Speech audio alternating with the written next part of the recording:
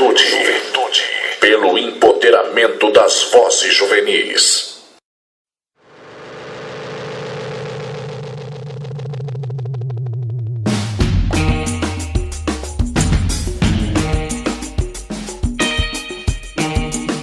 Um jovem negro morre a cada 25 minutos. Somos todos contra o genocídio. Extermínio programado da população negra. Que se apertaram do marginalzinho preso. A periferia precisa de voz.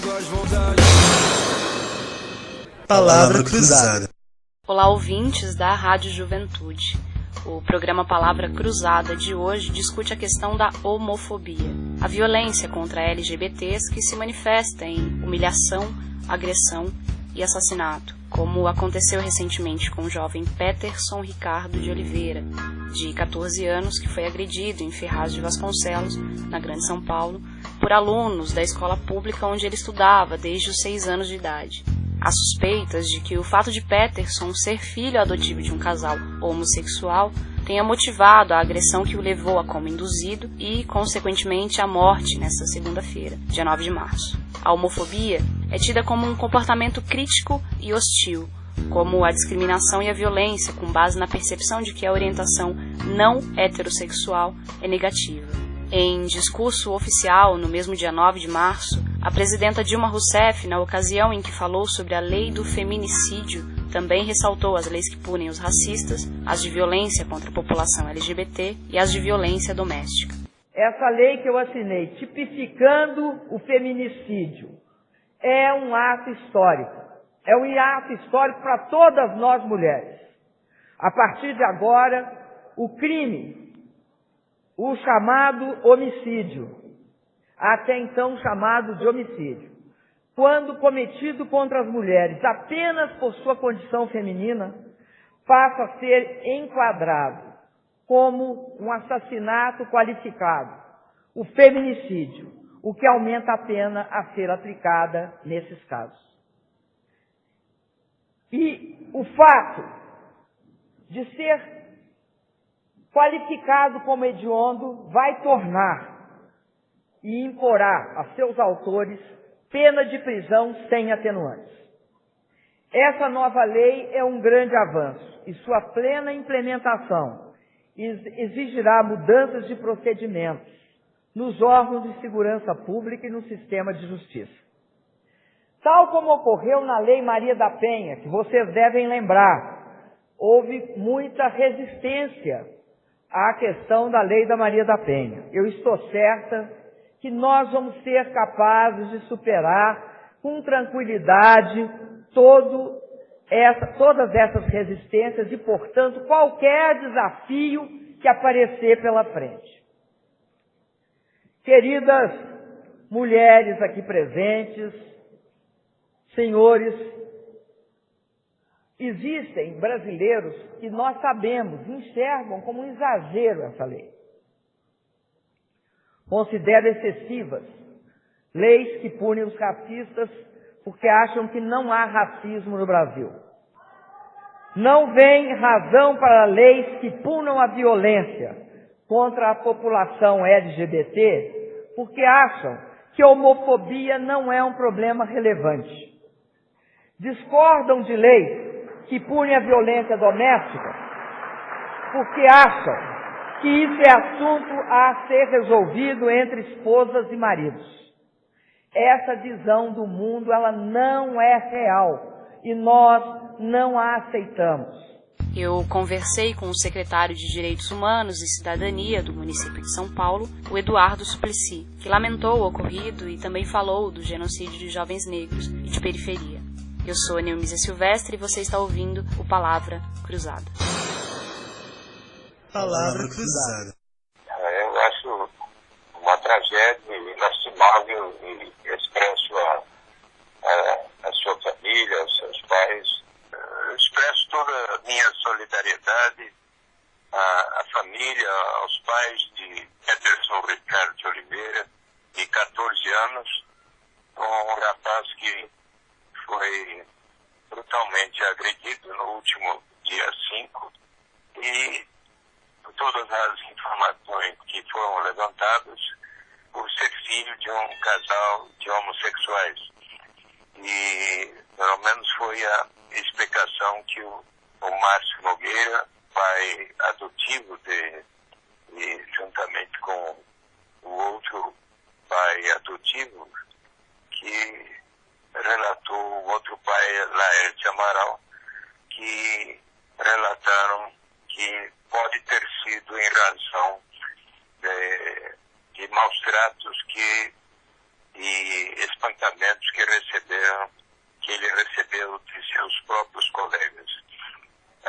Segundo as informações da escola e de sua professora, este rapaz de 14 anos, Peterson Ricardo Oliveira, desde os 6 anos frequentava essa escola em Ferraz de Vasconcelos e era uma pessoa que participava muito das atividades da escola, inclusive atividades culturais e curriculares. Esta classe, inclusive, de grupo de teatro.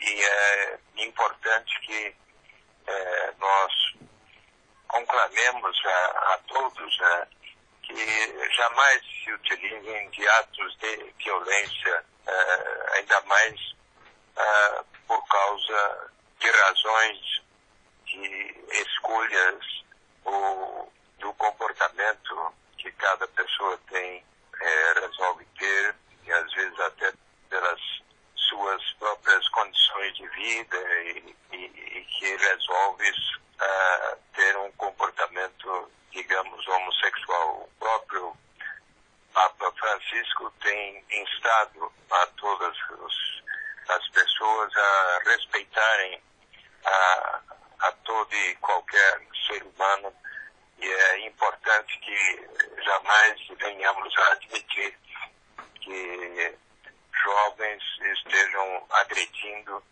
uma pessoa só por ser filho de um casal de homossexuais. E agora, por parte da Secretaria de Direitos Humanos, há algum tipo de providência? Eu sou secretário de Direitos Humanos do município de São Paulo. Uhum. E, então, como se trata de um episódio que ocorreu em Ferraz de Vasconcelos, eu acho próprio que eu converse com o prefeito de Ferraz de Vasconcelos sobre o que fazer neste caso. Uhum.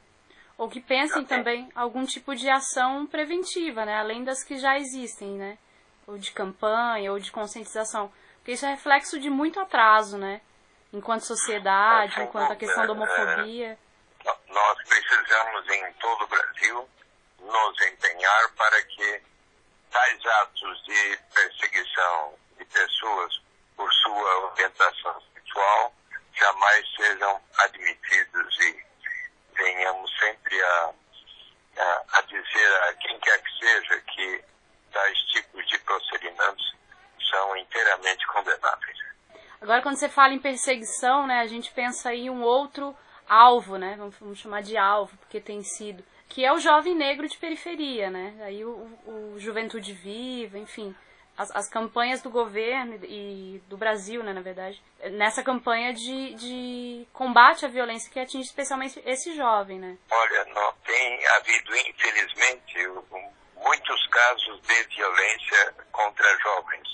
Ainda neste último final de semana, eu estive na zona sul de São Paulo, no Jardim São Luís, no Jardim Fim de Semana, em Pirapolinha, no Jardim Ângela, onde de sábado para domingo, nada menos do que 12 jovens de 14 a 35 anos foram mortos por pessoa que estava numa garupa de uma motocicleta e com uma arma passou a atirar em diversos pontos. É possível até que tenha sido mais de uma dupla em cima de uma motocicleta que cometeu atos de uma violência totalmente incompreensível, indizível e que precisa por nós todos ser condenada. Inclusive, estive presente mãe de um dos jovens que foi morto. Fui ao enterro no cemitério São Luís de 2 dos jovens e ali fiz a minha oração junto com a família e com todos os familiares daqueles jovens. Olha, nós precisamos dar todos os passos para prevenir, evitar a criminalidade violenta. Ainda ontem, quando o prefeito Fernando Haddad lançou o programa de parceria com empresários para a implantação de um maior número de creches em São Paulo, isso significa um maior cuidado com as crianças na primeira infância de 0 a 3 anos, na medida em que todas as crianças, todos os jovens tiverem melhores oportunidades de educação, tiverem toda a possibilidade de estarem bem se alimentando, tendo atividades culturais, tendo ensino em tempo integral e oportunidades de realizar esportes, de realizar atividades culturais e tendo todos uma garantia de uma renda básica de cidadania para a qual eu tenho lutado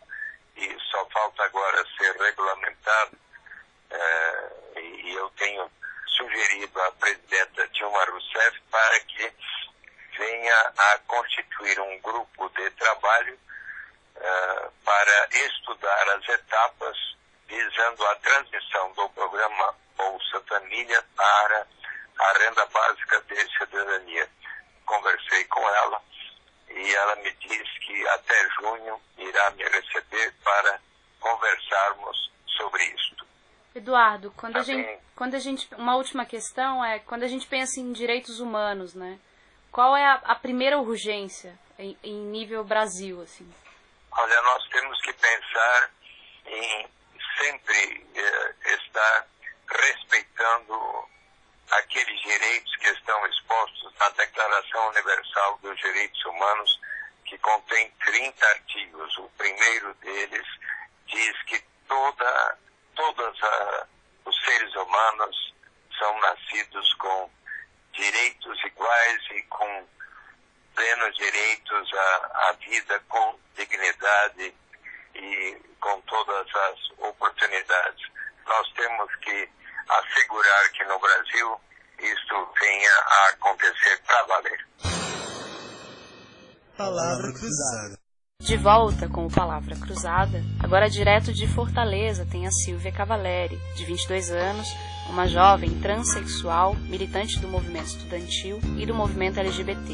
A Silvia é presidenta da União da Juventude Socialista de Fortaleza e também do Movemo, entidade cearense que luta pelos direitos LGBT no estado. Silvia, o que aconteceu com o Peterson é reflexo principalmente do quê em relação à nossa sociedade brasileira hoje, assim? Que é a questão da homofobia, que é a questão da intolerância, enfim. Bom, você usou a palavra-chave, né? É intolerância. Nós estamos conseguindo, enquanto sociedade brasileira, avançar na compreensão dos outros em relação aos direitos LGBT, os direitos de outras minorias. A sociedade já começa a compreender as necessidades dessas minorias de terem seus direitos garantidos. Mas há grupos que ainda mantêm uma resistência em não reconhecer os direitos alheios. Fazem parte desse grupo as pessoas intolerantes às mais diversas orientações sexuais. E é por isso que nós temos discursos de ódio e crimes de ódio contra pessoas LGBTs. O nosso Estado, ele ainda é recuado em trabalhar a educação sexual nas escolas. Há um receio muito grande de se levar os debates polêmicos para as salas de aula. Isso é compreensível porque na sala de aula você tem uma mescla de de jovens de várias famílias, de várias realidades, onde você vai gerar confronto de ideias, confrontos de realidades, e muitas vezes a gente não sabe como é que aquele jovem vai reagir diante de um debate polêmico, como é o direito à livre orientação sexual. A gente não sabe como é que a família desse jovem aborda a questão dentro de casa e como é que esse jovem reproduz, porque nós não podemos desconsiderar que muitos jovens reproduzem discursos, né? Reproduzem atitudes, ações machistas, racistas, homofóbicas, pois são os exemplos que lhe são oferecidos dentro de casa, dentro da sua comunidade, desde pequenos. Mas é preciso que todas as pessoas que defendem os direitos das minorias, que não parem de defrontar, de apresentar novas perspectivas para esses jovens. Porque a geração que era totalmente contra os LGBTs, ela já está envelhecendo, já está morrendo, né? E nós precisamos investir nessa geração, nas gerações que estão vindo, que estão abrindo mais a sua mente para o diferente, reconhecendo e tal. Precisamos investir para que eles não sejam como a geração mais antiga. Que tipo de ação pode ser feita, na tua opinião, assim, para esse combate? Nós precisamos de todas as ações em combate, né? Em campo de batalha. Porque, na verdade, é um campo de batalha. Você disputar ideias, você disputar direitos. Então, todas as ações, elas são necessárias. Desde você, dentro de casa, enfrentar com muito diálogo, com muita capacidade de convencer o outro, de persuadir o outro de que qualquer pessoa tem o seu direito à livre orientação sexual, tem direito à liberdade de expressão, direito ao seu corpo, e também na escola, no trabalho, no meio da rua. E enquanto isso, em contrapartida, os parlamentares precisam também defender esses direitos, não só categorias, não só classes sociais, mas para representar o todo, representar a população brasileira. E é inegável hoje que a população brasileira clama por paz, clama por direitos igualitários, por equidade de direitos, né? Então é preciso que todas as ações estejam acontecendo ao mesmo tempo. E quando a gente pensa em avanços e conquistas, né, do movimento LGBT, você pode citar algumas, assim? Posso. No dia 5 de maio de 2011, nós tivemos a aprovação do casamento civil entre pessoas do mesmo sexo. E de lá para cá, de pouquinho em pouquinho, alguns direitos foram conquistados pelos casais de mesmo gênero, né? Então, e nós temos também, nós estamos para dar um passo muito importante que está sendo discutido na Câmara, que é a inclusão de mulheres transexuais na Lei Maria da Penha, e que precisa de maior urgência para fazer esse debate, de maior sensibilidade para que ele seja aprovado, né? As cidades também já começam a organizar mais conselhos municipais LGBT para estarem tocando as lutas. As paradas pela diversidade são exemplos também muito importantes de mobilização, de atração do olhar das sociedades, das comunidades, dos municípios para os LGBTs que residem nas cidades.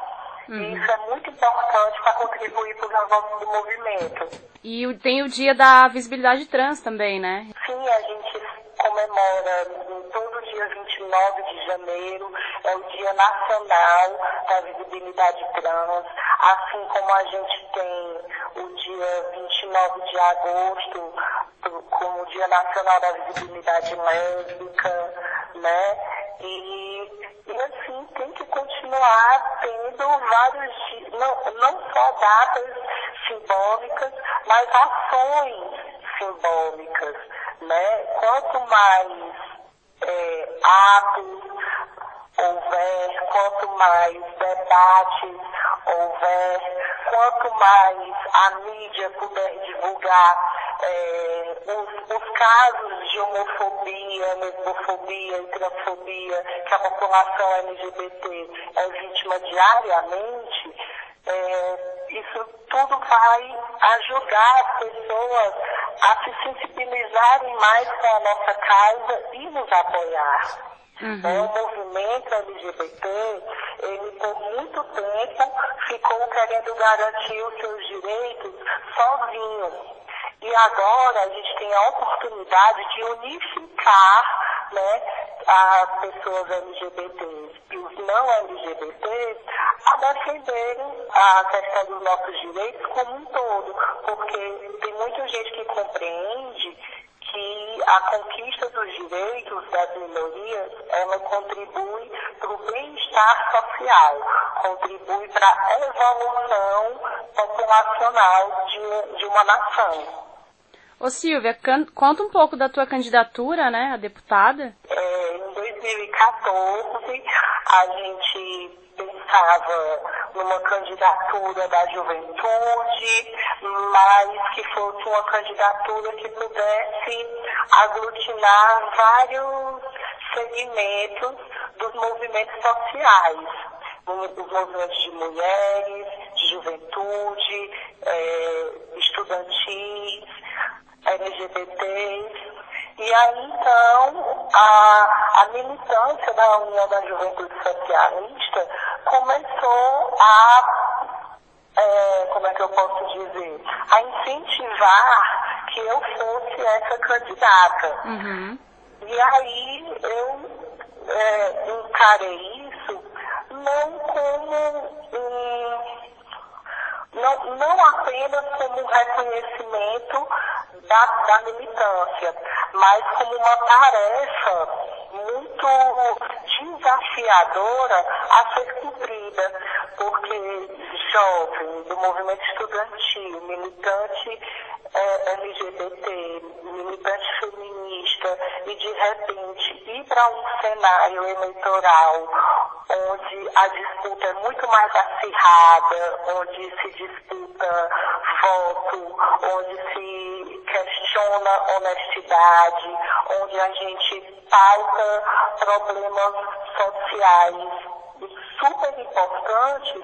Então isso era um desafio para mim e para a União da Juventude Socialista, onde a gente conseguiu entrar nessa disputa com a nossa marca registrada, que é a irreverência, onde a gente conseguiu atrair a atenção de várias pessoas, né, e que trouxe para famílias cearenses a oportunidade de debater dentro de casa qual era a necessidade de se ter uma candidata transexual numa campanha eleitoral, disputando um cargo de deputada estadual.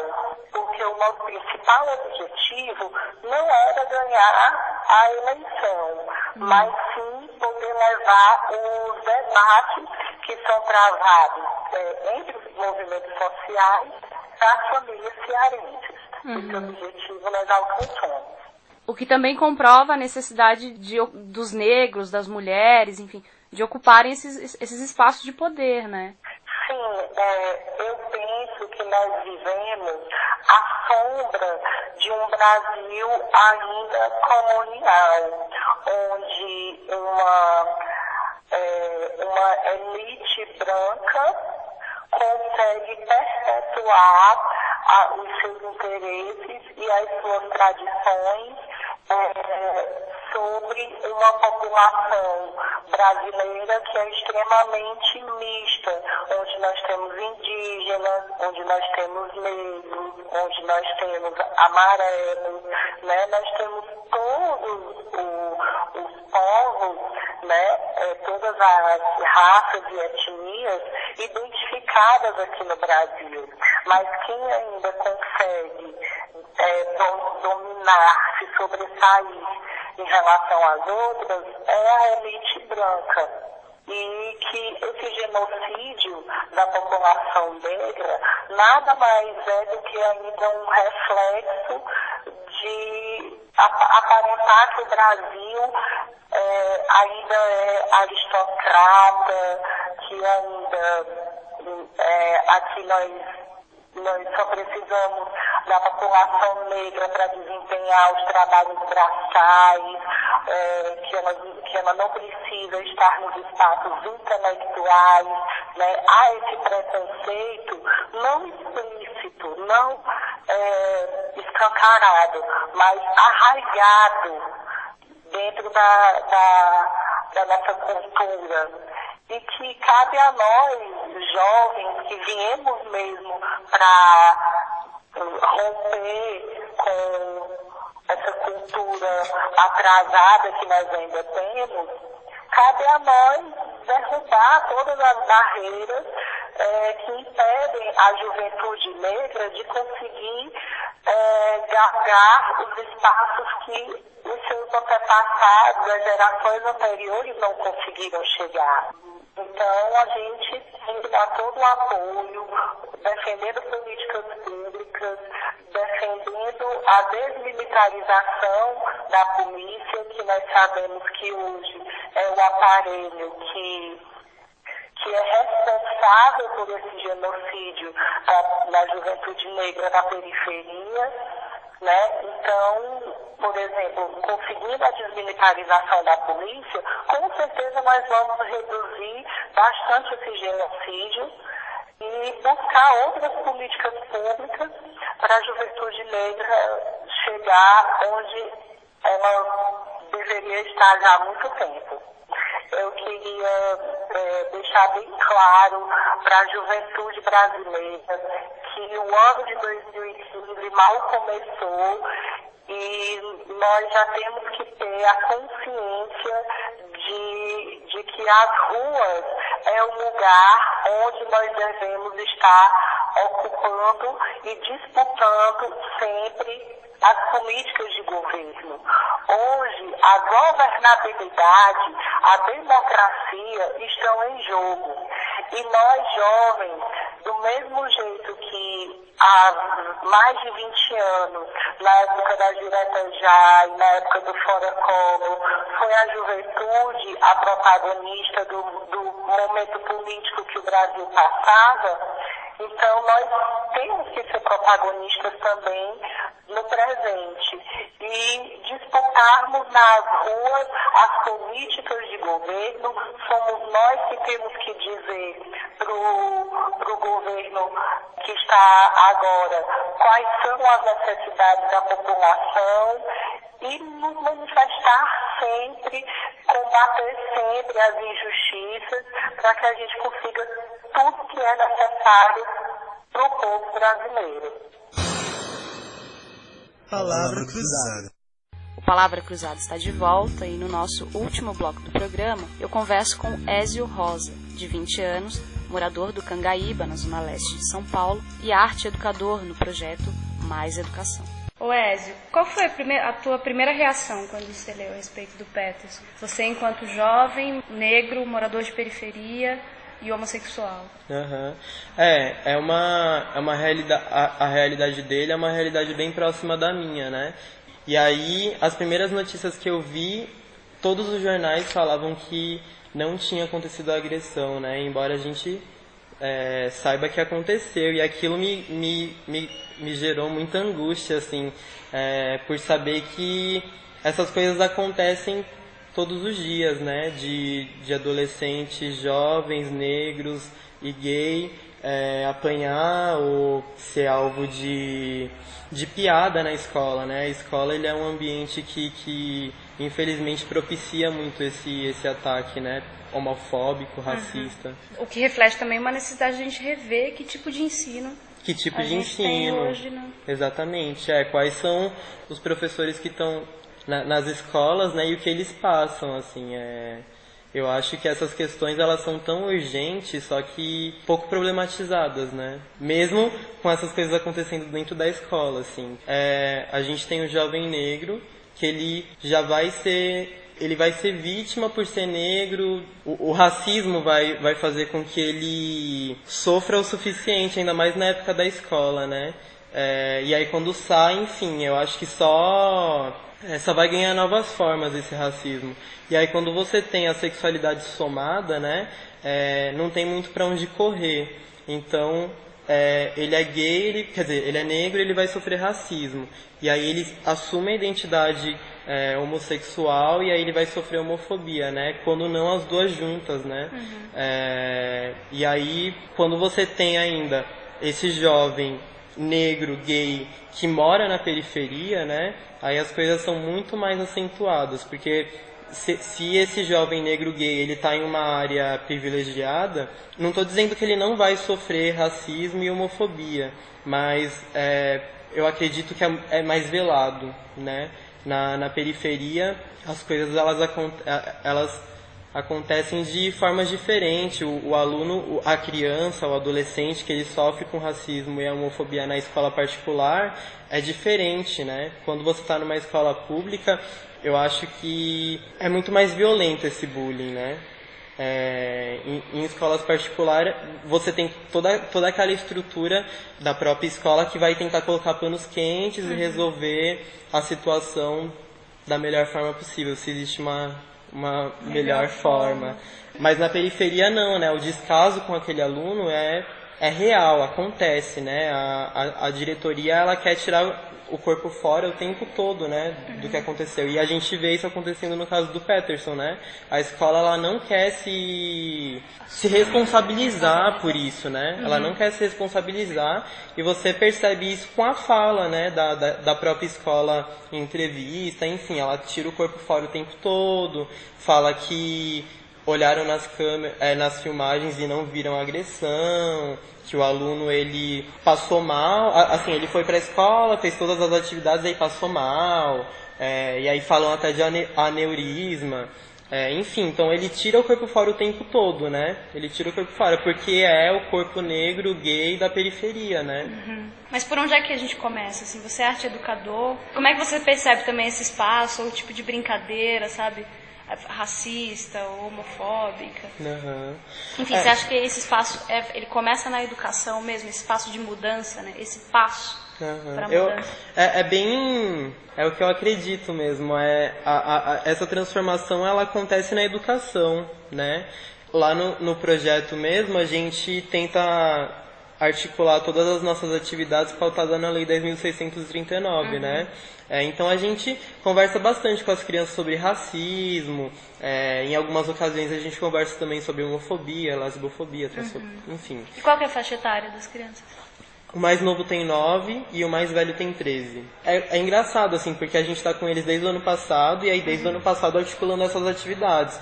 E aí você percebe, assim, uma mudança de postura de uma maioria, né? Porque eles estão problematizando essas questões, né? A gente, na escola, a gente vê pessoas que já se assumem como gays, como lésbicas, como negros, e aí você vê cada vez mais o número de crianças assumindo a negritude e tudo mais, e é transformador, né? Eu acho que essas mudanças elas precisam vir da educação.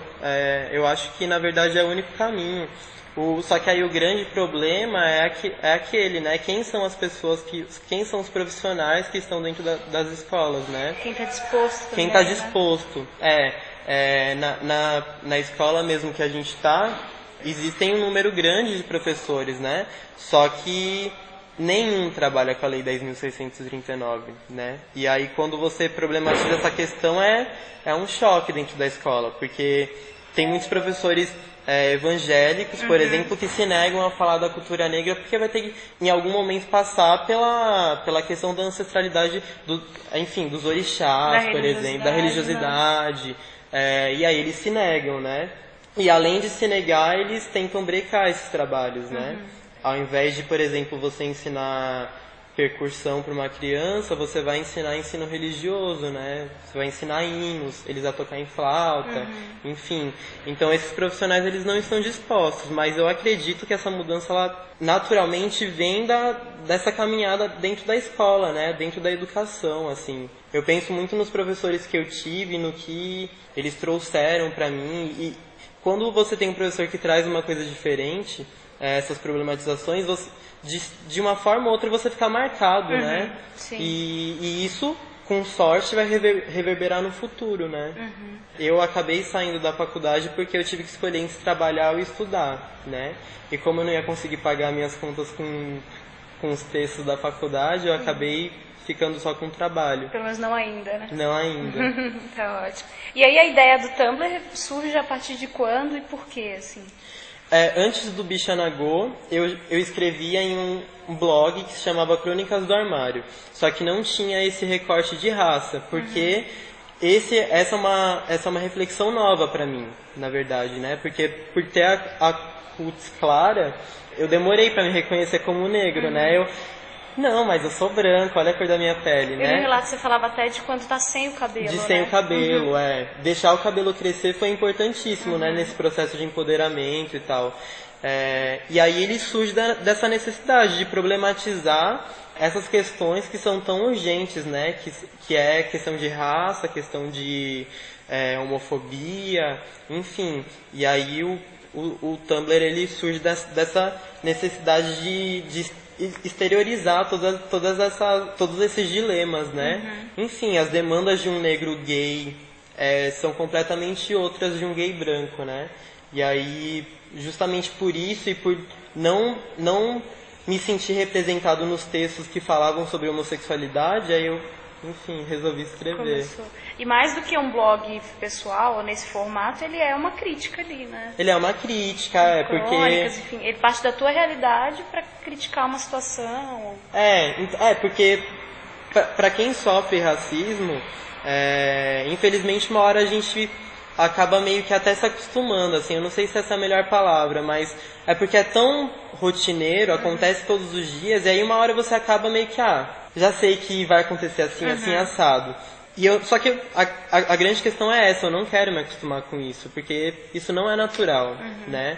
Então, escrever tem sido um processo bem, eu acho que libertador é a melhor palavra. Os primeiros textos que foram publicados, eu recebi algumas mensagens, né?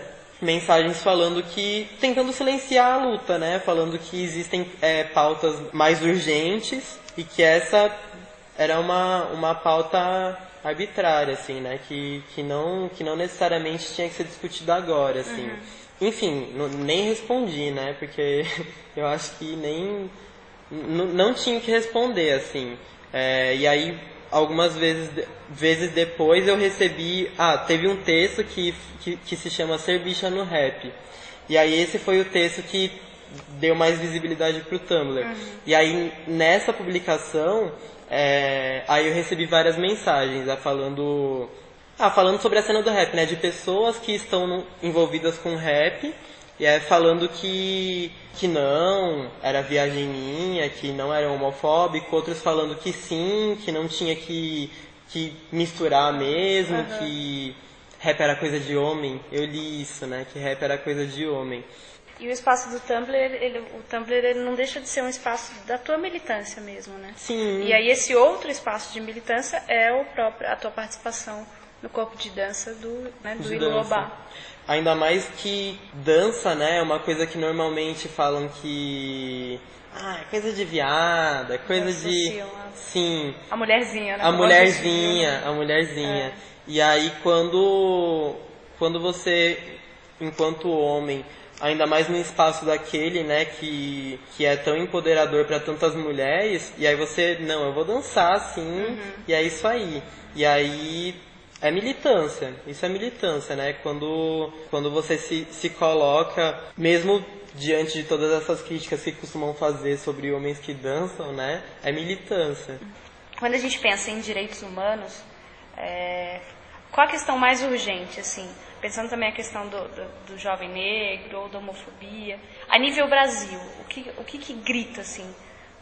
A nível Brasil, o genocídio da população negra, né? Da juventude, sobretudo. A gente sabe que morrem todos os dias, né? E a mídia ela não expõe esse problema porque sabe que... Porque não é... Esses problemas porque não é conveniente para ela, né? A gente sabe bem que quanto mais alienadas as pessoas são, melhor para eles. Então essas coisas elas não vêm à tona, mas pra gente que mora na quebrada principalmente e vê isso acontecendo na sua rua ou na rua de cima, sabe que é uma questão muito urgente, assim, é uma questão urgente e que precisa mais do que nunca, assim, ser problematizada para ser solucionada, né?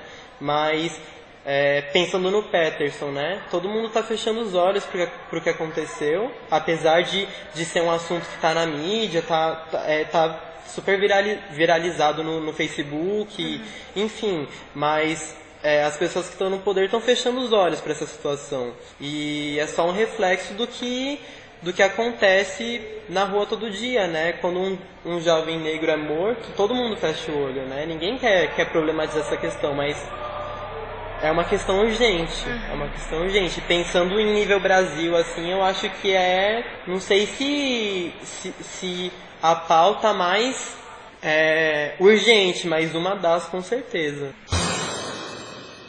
Palavra Cruzada. O Palavra Cruzada fica por aqui, mas você pode acompanhar a reprise do programa de hoje pelo site radiojuventude.com.br no domingo, às 9 da noite e na terça, às 11 da manhã. Ou acessar o nosso canal no YouTube, Palavra Cruzada Juventude Viva, e lá ouvir todas as edições já produzidas. Eu sou a Neumísia Silvestre, da Rádio Juventude, e volto na sexta-feira que vem, às 4 da tarde, com mais um Palavra Cruzada. Até lá. O Brasil é o país onde mais se mata no mundo. Esta violência vem crescendo. De 1980 a 2012, a taxa de homicídio aumentou 148,5%, totalizando mais de 1.200.000 vítimas. Os números da violência brasileira ultrapassam os de zonas de guerra. Cerca de 170.000 pessoas foram mortas nos 12 maiores conflitos mundiais entre 2004 e 2007. No Brasil, foram mais de 192.000 homicídios no mesmo período. Mas a violência não atinge toda a sociedade brasileira de maneira igual. Afeta principalmente os jovens de 15 a 29 anos, que em 2012 foram a maior parte dos mortos por homicídio. Os jovens correspondem a 26,9% da população brasileira. Anualmente, 30.000 morrem vítimas de homicídios, o que são 82 jovens por dia, ou 7 a cada 2 horas. A cada 2 dias é como se caísse um avião só com jovens. No Brasil, apenas entre 5% a 8% dos homicídios são levados à justiça, o que alimenta o ciclo de violência e sensação de injustiça. Entre os jovens mortos, mais de 90% são homens e 77% são negros. Em algumas capitais da região Nordeste, a taxa de homicídios de jovens negros é 10 vezes maior do que a média nacional, que é de 29 a cada 100.000 habitantes. Mais chocante que esta realidade, só a indiferença. Você se importa?